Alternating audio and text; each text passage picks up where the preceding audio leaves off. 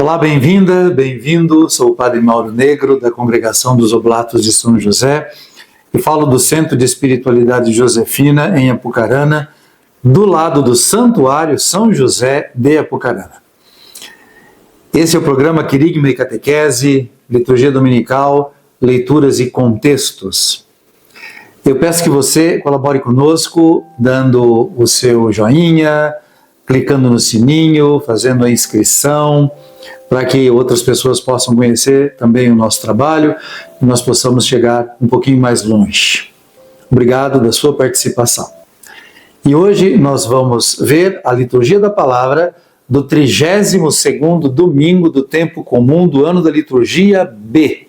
Olha que nós estamos chegando no final do ano litúrgico. São 34 domingos do tempo comum no ano litúrgico e 32º hoje, mais 2 domingos, nós estaremos encerrando o ano da liturgia com o 34º domingo, como disse, também conhecido como o domingo de Cristo Rei.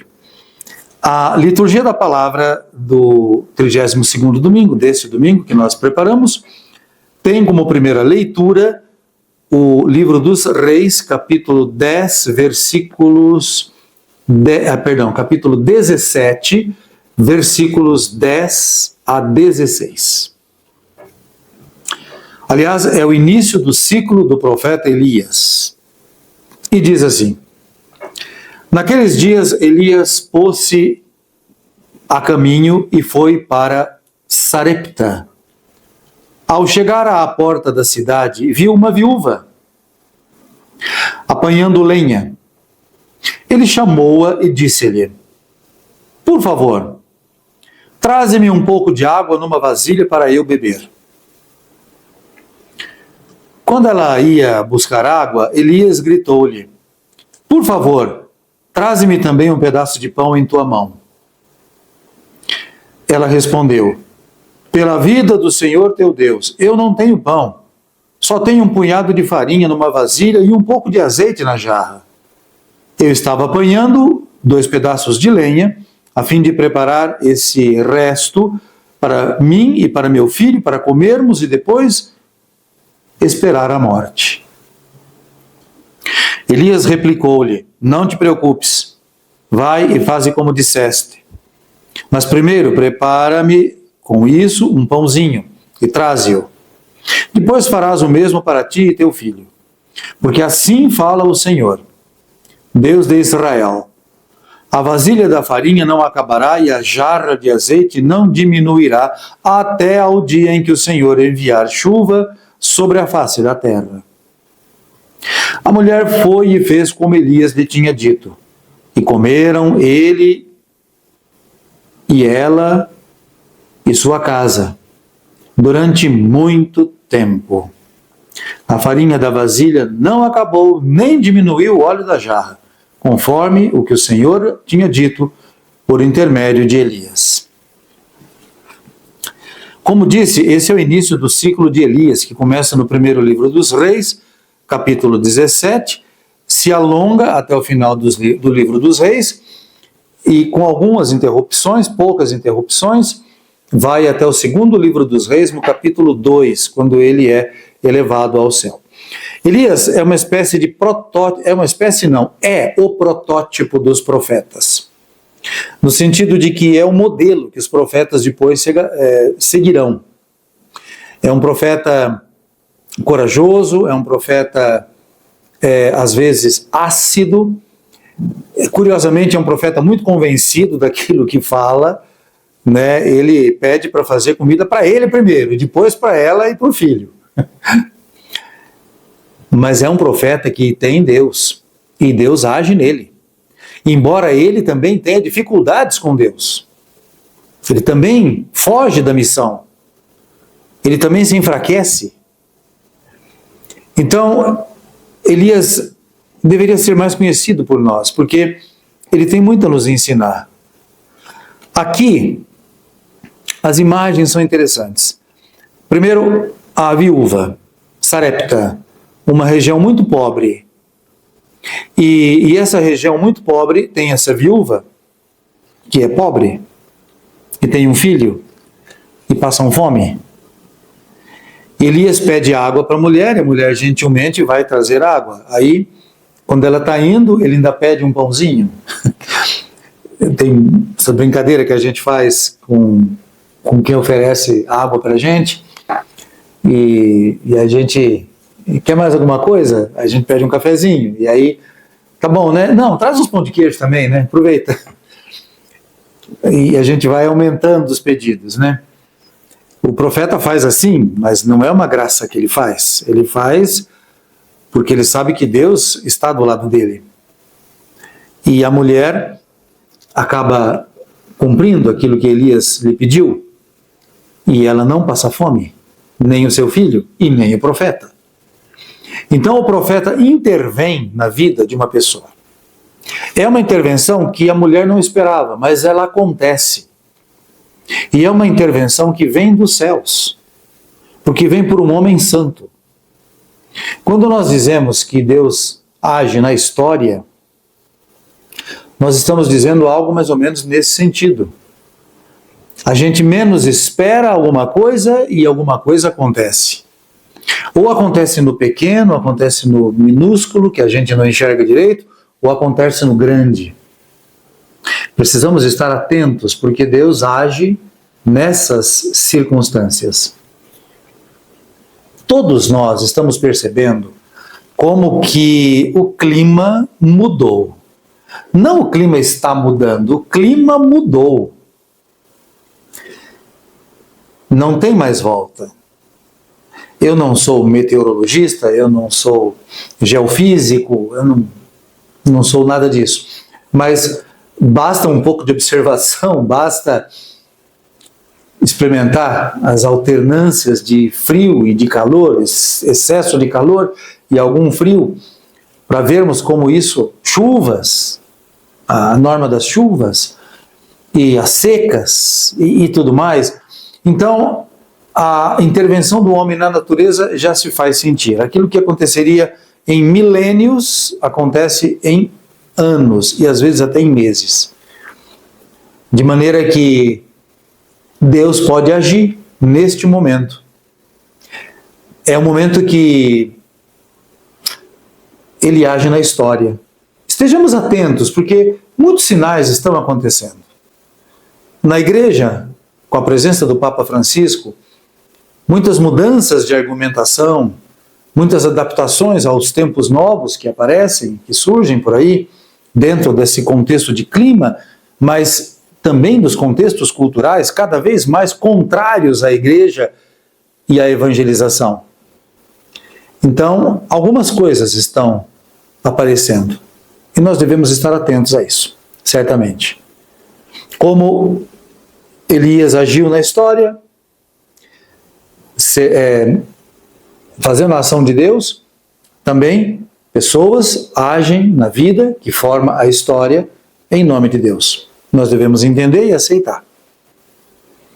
A leitura do primeiro livro dos Reis é muito importante, pois ela demonstra uma época histórica muito específica no Reino do Norte, o chamado Reino de Israel, com capital em Samaria, que era um reino rico, que tinha muitos contatos diplomáticos e comerciais ao redor, com as nações que o cercavam, e que acolhia também ideias religiosas diferentes da ideia da aliança, do Deus único, que é um absoluto no caminho, na Torá.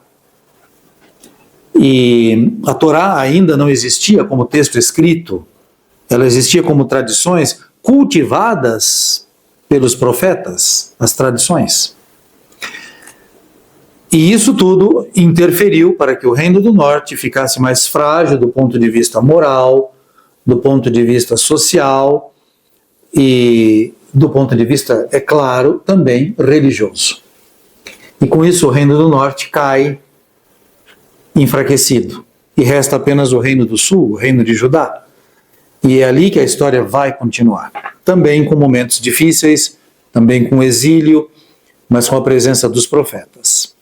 E Elias inaugura essa página brilhante da história de Israel, a página dos profetas. O salmo é o Salmo 145. O Salmo 145 está quase no final do livro dos Salmos, que tem 150 salmos. Ele é um salmo de aleluia. Ele é um salmo de louvor. Aleluia quer dizer louvai ao Senhor. Aleluia quer dizer louvai ao Senhor. Ele é um salmo de louvor. Tanto que uma das propostas para o refrão é justamente as três palavras iguais, aleluia, aleluia, aleluia. Ou, bendize minha alma, bendize ao Senhor. E são 3 estrofes as propostas. E dizem assim: o Senhor é fiel para sempre, sua justiça, faz justiça, aliás, aos que são oprimidos, ele dá alimento aos famintos, é o Senhor quem liberta os cativos. O Senhor abre os olhos aos cegos, o Senhor faz erguer-se o caído, o Senhor ama aquele que é justo, é o Senhor quem protege o estrangeiro, quem ampara a viúva e o órfão, mas confunde os caminhos dos maus. O Senhor reinará para sempre, ó Sião, o teu Deus reinará para sempre e por todos os séculos. 3 estrofes de extensão diversa entre as 3, mas que expressam a confiança do salmista no Senhor e que fala algumas coisas assim curiosas, porque ele faz justiça, é um Deus de ação, faz justiça aos oprimidos, dá alimento aos famintos, liberta os cativos, abre os olhos ao cego, faz erguer-se o caído, ama aquele que é justo, protege o estrangeiro, ampara a viúva e o órfão, é a leitura de hoje, né? A viúva com seu filho, que é um órfão de pai. Confunde o caminho dos maus. Maus aqui não é apenas aquele que faz uma maldade, mas é aquele que está longe da aliança. Então, a ideia de mal é bem maior do que um sujeito que faz maldade para alguém. Não, é um sujeito que se omite da aliança. Basicamente é isso. E olha, com todo respeito, é só a gente entrar em algum site aí e a gente vê quanta gente famosa que apronta e desapronta, e cada notícia de famosos que, sinceramente, eu não sei o que tem aquilo para me fazer bem, a não ser se o sujeito que ouve é fofoqueiro. Porque são sempre notícias de fofoca, e situações, e encontros e desencontros, e troca de namorado, e troca de marido, e o negócio assim, sabe, uma confusão. Depois o cara fica frustrado e briga, e, gente, é um desequilíbrio total, sabe? Pode ter muito dinheiro, mas não tem moral nenhuma, não tem ética nenhuma, não vou nem falar de espiritualidade, né? Porque não tem. É um balaio de gato, como diz lá, sabe? É um balaio de gato. Não sei bem o que é isso, mas enfim, deve ser uma coisa bem confusa, né? Por isso, a gente precisa também entender que não é porque eu quero que eu devo, não é porque eu devo que eu posso, não é porque eu posso que eu faço. Exatamente o contrário de algumas coisas que eu já vi em igrejas. Agora eu não me lembro se tem muito disso não, mas eu já recolhi muitos papéis que o pessoal fazia xerox, era xerox de xerox, xerox mal feito ainda, mas assim, maços de papel, sulfite, xerocado. Eu posso, eu quero, eu posso, eu faço. uma coisa assim. E aí tinha uma reflexão supostamente religiosa, que não tinha nada de religião, não tinha nada de espiritualidade, era uma tremenda besteira. É exatamente o contrário.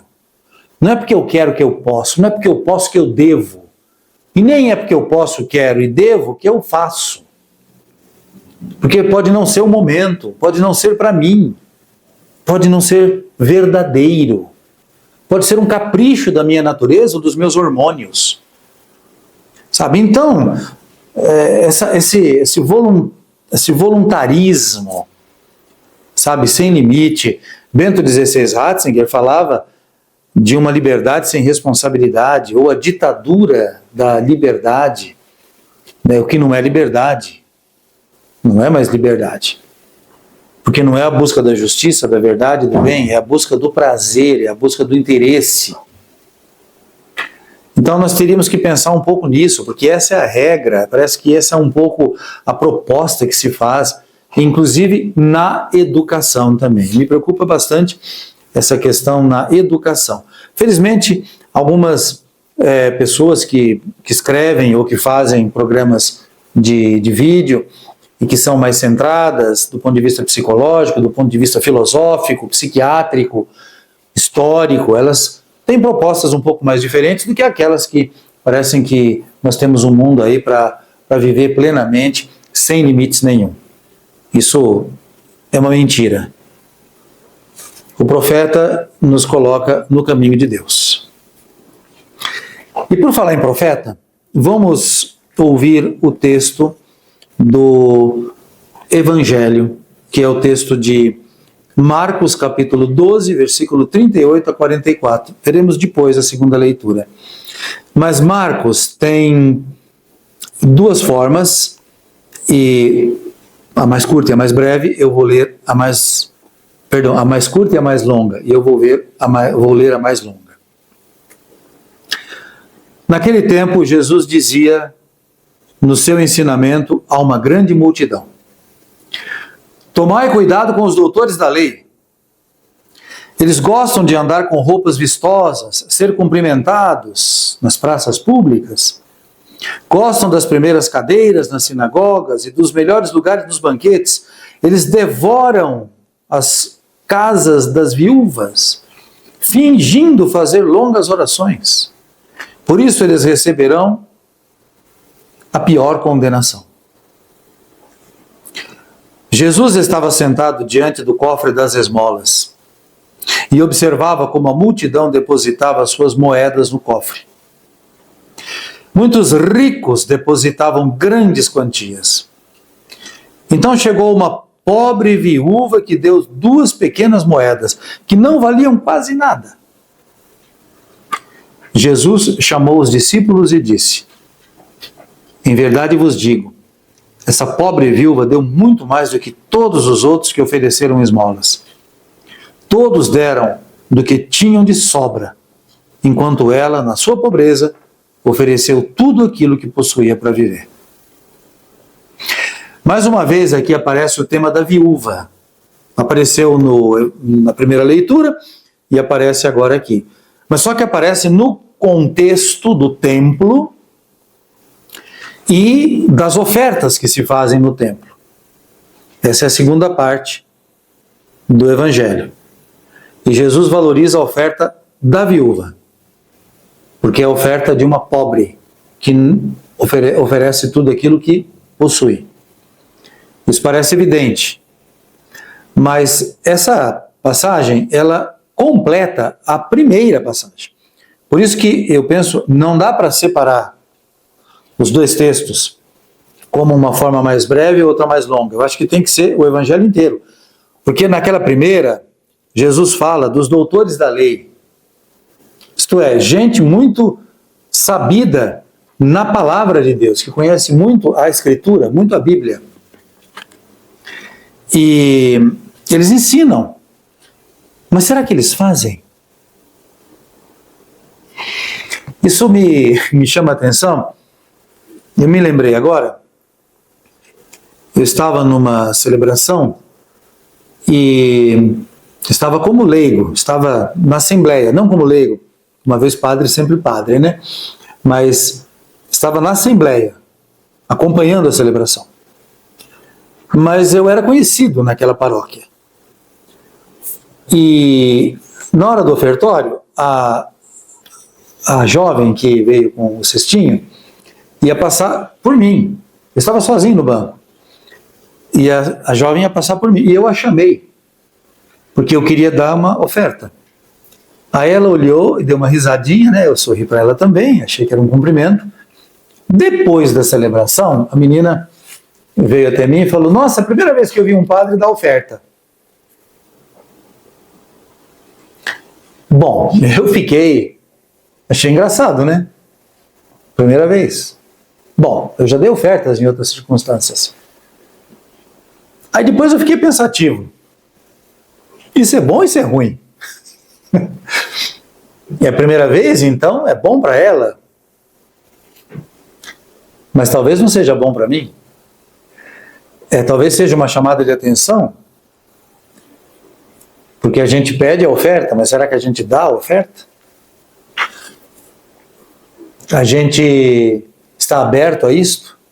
A esmola? Ou a gente sempre considera que alguém que recebe a esmola vai usá-la para algo indevido? A bebida ou a droga? Afinal de contas, a esmola, ela é dada generosamente. Eu não preciso querer saber controlar o que o cara vai fazer. Não é da minha conta. Se vai fazer o bem, que faça. Se vai fazer o mal, o que eu tenho a ver com isso? Eu não posso controlar. E se às vezes a compra de uma droga é a única maneira do cara sobreviver, eu não vou condená-lo à morte, já que ele mesmo está se condenando. A coisa é muito séria, sabe? Porque às vezes nós somos um pouco cruéis e julgamos pessoas destruídas na rua como se elas não merecessem nada, se fossem vagabundas, sei lá, eu não sei da história daquela pessoa. Então cuidado com o julgamento, porque não é porque eu sou bem nutrido que eu tenho que maltratar os que são mal nutridos. Aliás, pelo contrário, eu tenho que resgatá-los. É um assunto complicado esse, mas é um assunto que nós deveríamos refletir em família, por exemplo, em comunidade. Colocando o Evangelho, colocando esses dois cenários, o segundo cenário que eu falei primeiro, da pobre viúva, ou da pobre mulher, né, idosa, que oferece as moedinhas, e que segundo Jesus ofereceu mais do que todos, não na quantia, mas na generosidade, e o primeiro cenário dos doutores da lei, no qual que Jesus diz que eles conhecem muito, mas eles não vivem tanto. Percebe como quando chega em épocas importantes, em que as pessoas precisam da gente, como a gente se abre para aqueles que são mais bonitos, limpos e que têm dinheiro. E a gente não trata tão bem aqueles que não têm e não são tão simpáticos ou bonitos. Um pouco de preconceito a gente ou mais ou menos acaba tendo. Que a nossa oração seja para superar também os preconceitos que a gente tem. Mas vamos para a segunda leitura, que nós ainda não vimos, que é da carta aos Hebreus. Aliás, nesses domingos nós estamos vendo a carta aos Hebreus, que me agrada muito a carta aos Hebreus. Como já disse aqui em outra ocasião, a carta aos Hebreus é, para mim, uma grande palavra, um grande resumo do Antigo e do Novo Testamento a partir de Cristo. E é o capítulo 9, versículos 24 a 28. E diz assim: Cristo não entrou num santuário feito por mão humana, imagem do verdadeiro, mas no próprio céu, a fim de comparecer agora na presença de Deus em nosso favor. E não foi para se oferecer a si, muitas vezes, como o sumo sacerdote que cada ano entra no santuário com sangue alheio. Porque, se assim fosse, deveria ter sofrido muitas vezes, desde a fundação do mundo. Mas foi agora, na plenitude dos tempos, uma vez por todas, ele se manifestou para destruir o pecado pelo sacrifício de si mesmo. O destino de todo homem é morrer uma só vez, e depois vem o julgamento. Do mesmo modo, Cristo também, oferecido uma vez por todas para tirar os pecados da multidão, aparecerá uma segunda vez fora do pecado para salvar aqueles que o esperam. Uma leitura curta, mas muito densa, porque fala do mistério de Cristo. O mistério de Cristo, aqui apresentado pela carta aos Hebreus, de um modo inédito. Nenhum texto do Novo Testamento fala de Jesus como sacerdote. Aliás, Jesus não era da tribo sacerdotal de Levi. Não era. Mas esse texto fala de Jesus como sumo sacerdote.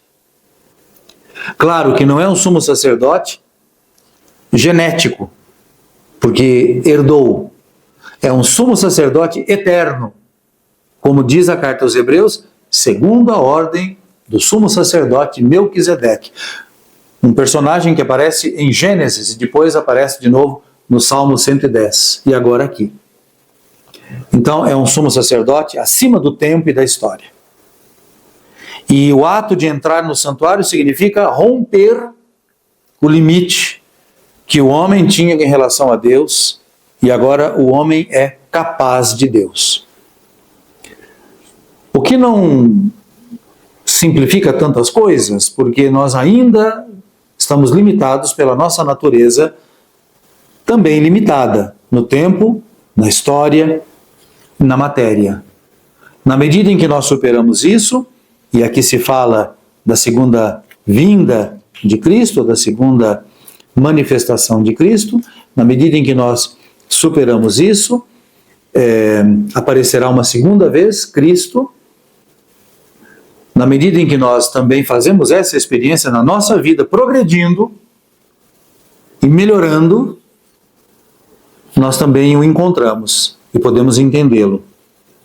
Por isso que nós devemos pedir sempre a nosso Senhor, para que a gente, quanto mais idosos, não nos relaxemos nas coisas de Deus e do contato com os outros, mas nós melhoremos. Isso vai um pouco contra a nossa natureza. E então nós dependemos da graça e por isso nós devemos orar. Enfim, a nossa oferta, como a da viúva, tão pequena, a nossa dependência, como aquela viúva lá no primeiro livro dos Reis, da primeira leitura, em relação a Elias, a nossa realidade de colocar as moedinhas da nossa existência no cofre sagrado de Deus, é tudo para que o Cristo nos leve até Ele e nós possamos entender e viver melhor o que Ele quer nos ensinar. Tomara que a gente entenda tudo isso. Eu sou o Padre Mauro Negro, da Congregação dos Oblatos de São José, falando aqui do Centro de Espiritualidade Josefina, em Apucarana, ao lado do Santuário São José, também de Apucarana. Você está no Querigma e Catequese, liturgia dominical, leituras e contextos. Por favor, dê o seu joinha, toque ali no sininho, inscreva-se para que nós possamos progredir mais nestas apresentações aqui. Eu agradeço e desejo para vocês muito graça e paz.